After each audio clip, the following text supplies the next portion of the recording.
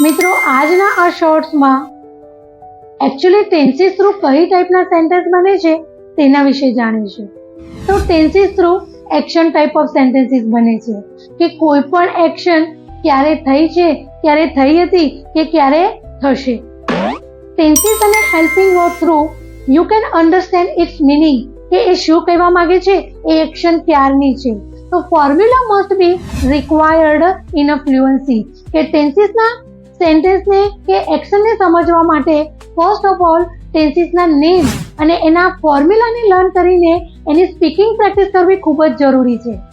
તો present, past અને ફ્યુચરના ટાઈપ્સના ending સાઉન્ડને ગુજરાતીમાં સેન્સ પાવરને ડેવલપ કરીને helping verb through you can make a sentences અને એ સેન્ટેન્સની તમે સ્પીકિંગ પ્રેક્ટિસ પણ કરી શકો છો. So I already have mentioned in my previous shorts and long video, so you can visit it and you can do implement yourself કે પ્રેઝન્ટમાં કરું છું, કરી રહી છું, કરી દીધું છે અને 1 કલાકથી કરી રહી છું.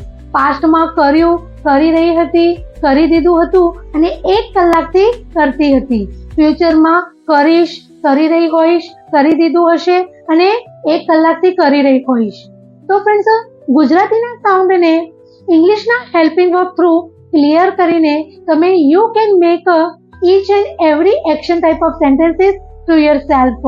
So keep in your mind tenses name and its formula, fluency will come on time.